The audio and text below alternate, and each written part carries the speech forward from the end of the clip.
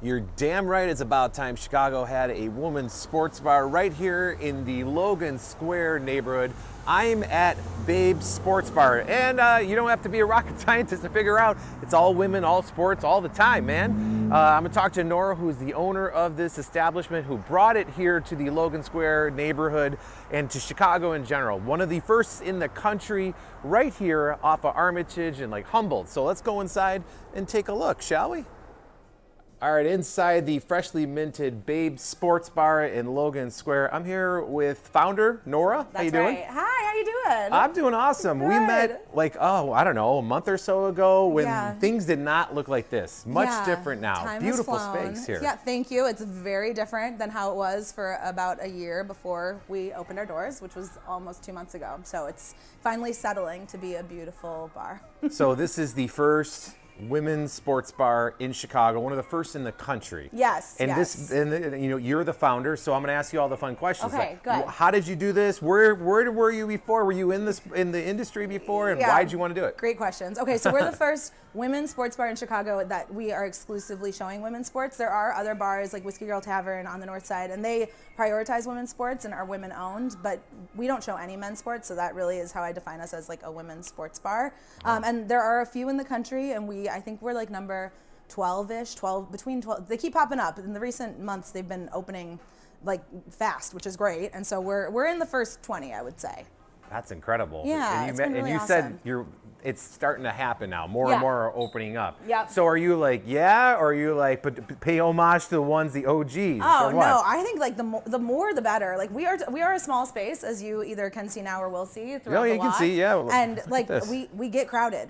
For WNBA playoffs, we had to turn people away. We had a line down the block. We were in a one in, one out because we were at capacity. Like old school bars. Yeah, exactly. Yeah. And like it's crazy because there are other bars with TVs all around this block, but none of them are showing women's sports, and clearly there's a base for it. So I would love if there were more, because I think like we're happy to have everybody here to watch the sports with us, but also we want everyone to be able to watch. And when there's a line out the door and they can't get in, like that's not doing the sports service either, you know? Well, I don't want to assume anything, so why don't you give me a tour, if you would, of just the space, and we'll just go. We'll do a little walk, if you will. Okay, beautiful. So when I start the tour, I always talk about the trophies first. These trophies are from folks from the community, from the Babes community. We put out a call when we were getting ready to open up, and we said we want to showcase your personal women's sports history. So please give us whatever you have tucked away in your garages. That's fantastic. So these are all from Chicagoans in the area. Yep, exactly. All from Chicagoans. And then we also ask people for memorabilia, not just trophies, and we put them into these tables. So all of our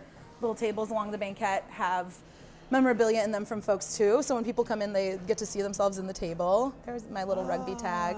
Look at that. That's Margot, our bar manager's baseball glory days. Very cool. Yeah, it's been really I'm fun. gonna get a little bit more, just because it's really cool. Like we have had people come in, and like there was a woman who did this race, the Laramie mountain bike race, but this is not her bib. So she was like, wow, there's somebody else here who did this race too. And yeah, we've just had people people come in, and finding themselves in the tables is really the way that we want women athletes to be honored. So it feels really special to get to do it in this space. Yeah, this is super cool. Yeah, we had one woman come in on this table. She came in and she rushed and sat at this table to the point that I was like, is everything okay? And she was like, sorry that I rushed here, but every time I've been here, this table has been in use, but these are her varsity letters from Northside. Kidding. Yeah, they won the state championship at Northside College Prep. And so she was sitting at her table because those are her letters. Oh, rightfully so, yeah, right? I love it, yeah. Super cool. Yeah, and then we have a bit more if you keep coming this way. So we have 6 TVs, 6 screens. They're playing the All Women Sports Network right now just because there aren't live sports on right now midday, but we usually have like different, like last night we had a few different college basketball games on, and then we had the new Women's Professional Baseball League draft in the back. Had a viewing party for that. There were a bunch of people there, which is very exciting. And then we have the other trophies up on the top of our photo booth. This trophy is from when I coached the Chicago women's rugby team and we won nationals. So I love to have that here and show it off. What year was that? That was in 2022.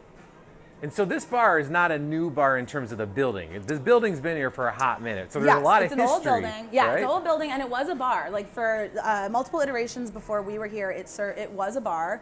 Turns out it was never properly zoned as a bar, which we learned as we were getting ready to open. So we had to do some real zoning work. It's very for Chicago that. story. Yeah. I could never figure out how they operated as a tavern, but they did. Well, you've had people visit you, right? Yes, people who used to come used to to come. Mm-hmm. the non-bar bar before, right? Yeah, exactly. Yeah, we've had a few folks come in. The former owner, he has come in a few times, and he like loves the space. He always comments on how beautiful it is, and I mean, it was a space that he ran as like sort of a man cave bar, so it's a very different vibe in here. But he loves it. And then some other folks have come in. We had 2 women come in who used to come here, and they talked about, I gave them a tour, and they talked about in the back, like it's now the stairs are up to the apartments above, but they were like, wait, we remember these stairs. We used to sit and smoke cigarettes on these stairs. Yeah, and allegedly one of the people that came in here said that this was a lesbian bar. Maybe it wasn't like a sanctioned one, but it was known as a lesbian bar in the neighborhood years before you even were in the picture. Yeah, I've done a lot of research on this place specifically, and like what it had, like just the history of it and what it had been. It's always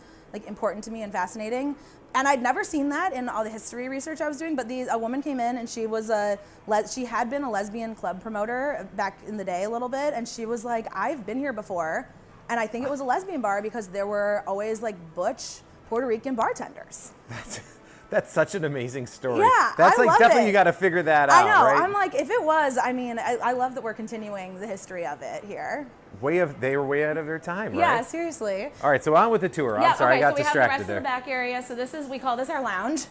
This is really like, so last night, the baseball draft, the folks who were here, they just like rearranged the tables. They got to sit at the TVs. We had the draft audio playing just in this back area. So it was really like a fun experience for them, and everybody else still got to watch the basketball games on the other TVs. Mm-hmm. We put in the bleachers. I'd always wanted the bleachers, but when we were getting ready to open, we didn't know if it would fit with all the space in here because it's a little tighter than we'd imagined.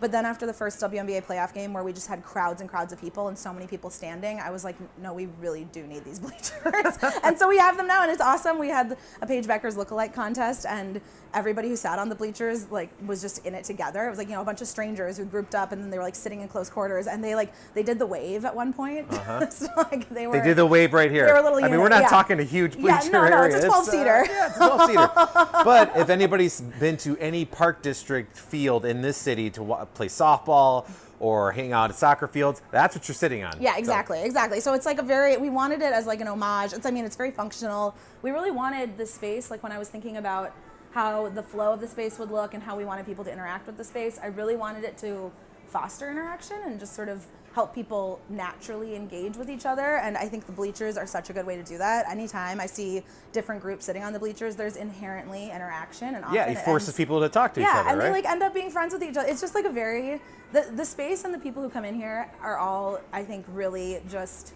baseline interested in each other because we all are women's sports people, and we haven't all had a time or a space to really be together and just be in community across different sports and across different ages and experiences. So there are really cool natural connections that just happen here. Well, that was my question that I wanted to ask earlier, and I just got sidetracked. But as a sports bar that is only women's sports, how important is that to you and the community? Because there's more than just women that like women's sports, right? So all are welcome is what I'm getting at, right? Definitely, yeah, it is. That's a good question. And I think in the beginning, that question came to us a lot, and I think people have started to understand it a little bit. Like, I think it's helping. We've been explaining it. But we're a women's sports bar, meaning anyone who wants to watch women's sports is welcomed here.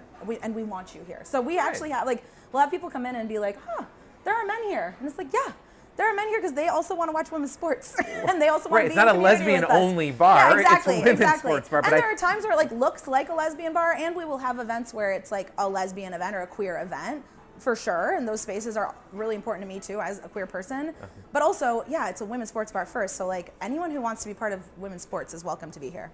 Absolutely. I just want to get this look because it's this awesome look going out. Was the bar left over from the previous iteration? It was, yeah. When we walked in, there was literally a calendar on the wall that said December 2017, and that was when it was shut down. Wow, it's come a long way, including this space kind of right behind, because this used to be the old DJ booth, because you said they did some salsa dancing and things happening up in here? There was, when people who've been in the old bar come in, they tell me about the DJs they had, the salsa nights they had. There was a DJ booth right here. It was a little DIY. It was a little, not totally foundationally sound, so we replaced it with a photo booth. Probably a good idea. Yeah, photo booth is nice. We also see this, this can be a dance floor. We had a DJ here the other night, and we always thought that this could be a space where people could dance. So we have plans for that in the future. And then This jersey is EJ Lee's jersey. There's a little plaque below it about her, and this is her playing Kim Mulkey, the LSU coach, in 1984. And EJ is the subject of a documentary that a local filmmaker, Jason Rhee, is making. And so we had a little sneak preview screening of the documentary 2 Sundays ago, and we unveiled the jersey here, which is why we still. I like the drink. I think that should just stay. I mean, what? It is like, I love the drama of it. He'll take it on the road when he goes on tour with the documentary. So we'll have some other new art here, which I'm excited about, like how we zhuzh it up. I love that you said you love the drama of it all, because the drama continues in the bathrooms, right? Yes, the bathrooms. Please do. I don't usually do bathroom They're very looks, dramatic. but... No, we always tell people to check out the bathrooms when they come. The bathrooms are our vibiest place in the bar, really. So when you come into the bathrooms, you're really in your own little world. You have the disco ball, there's music playing in the bathrooms. We have an account for the selfies you take in the bathrooms, Babe's bathroom selfies, because we love our mirror. That's amazing. Well, hey, we always have I'll tampons. just show myself right here. But there it is. Mints. Babe's. That's right. Ha, this is our red cool. bathroom, and we also have a green bathroom. What's your favorite? I love the red bathroom, but the green bathroom, red's a little dramatic, little shining-esque. I like it. It is. And the green bathroom, like, it sort of gets, it looks red with the lights a little bit, but I love the chartreuse of the green. Oh yeah, very cool. Yeah. I love that the detail in the tile work. Is this old tile, or did you guys just get lucky and find old school looking tile? No, we can put this down. This is Ileana, our designer and general contractor. These are like linoleum vinyl composite tiles, but old school. Yeah, but definitely. We put them into sort of like we wanted it to feel like really retro, sort of like if you took your grandma's basement and pulled it into the future, what would it look like? Yeah, I definitely, like my Aunt Judy's house in the Garfield Ridge neighborhood, definitely had something like this on the same in style. the basement floors of the house. Oh, speaking of, here's our designer right now. On cue. I like how that worked out. That was awesome. And then also at the photo booth, the tiles from the bathroom, we have the background of the photo booth is the same. It's the same artist, Xander Schlachter. And so it's a little way to like take the Babes look with you in your photo strips. Ah, yeah. fantastic. Do you want to see the patio? Absolutely. Let's go for a little walk through the patio. Come on through. It's not really patio season, but we still love it. Although I imagine we might get a nice warm day, and before the end of the warm, I mean like 60 degrees warm. Something where we can be outside. Our patio is... Oh yeah, much different than the last time I saw it. Yeah, we love this space. This mural was done by Alyssa Lowe, who has become a friend of mine through Babes, and she's incredible, and she did this mural for us to sort of represent the different sports that we watch and teams that we partner with at the bar.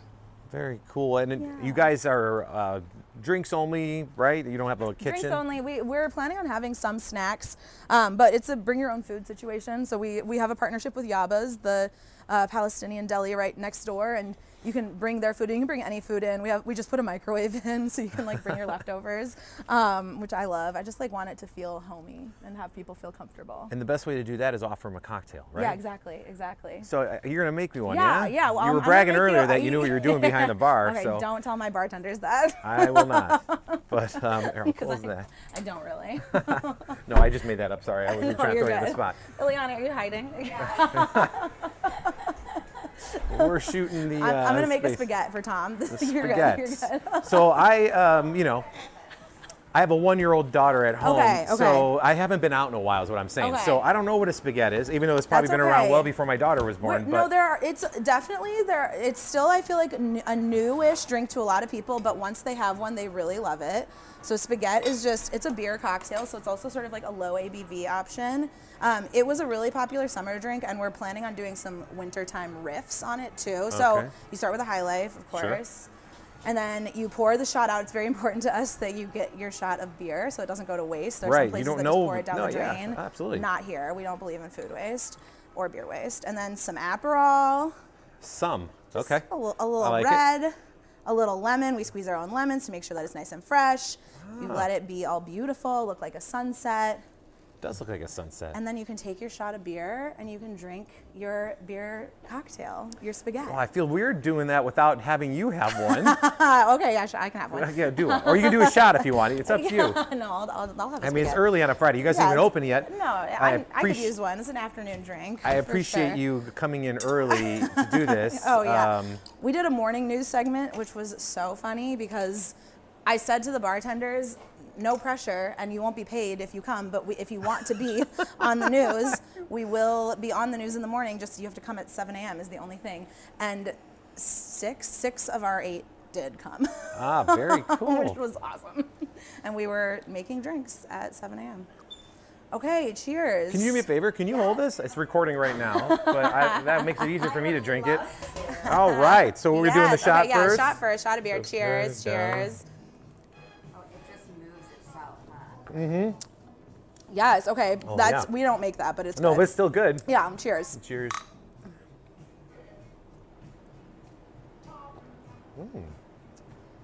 Right? That's fun. It's like, That's like an summer in a upgraded glass. beer. Yeah, exactly. Oh, that's fantastic. I like that. Yeah, it's light, it's fun, it's easy drinking. A little grapefruity vibe too. High Life is basically water. You can like drink it forever. Mm-hmm. What are your hours? We're open at 4 p.m. on the weekdays, 4 to 11. On the weekends, we stay open until midnight. So Friday, today, we're open 4 to midnight.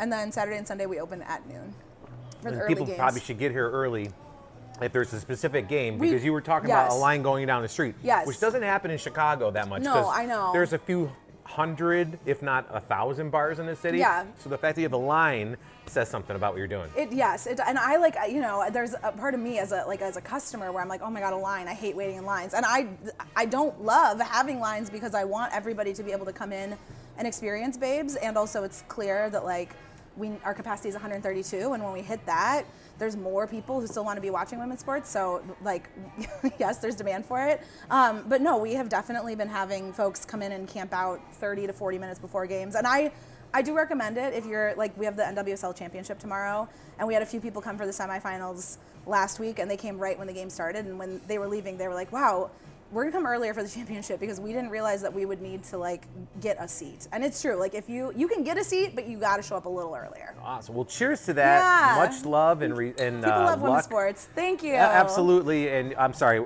you're open every day? We're open, closed Mondays. Thank Closed you. That's Mondays. a great question. Closed Mondays. Yeah, closed Mondays. Well, cheers to Babes and everything that you do. Thanks, And, you know, hope to see there's 1,000 more opening up that are like not this, 1,000, or you but franchise. A bunch. Yes, Yeah, 1,000 more of Babes. us. Yeah, franchise. All right, cheers. Thanks for watching. All right, that is the story from the 78 here at Babes in Logan Square, Tom Barney, Chicago at gmail.com if you have a story from the 78 suggestion, or hit me up at the website storiesfromthe78.com. We'll see you guys later.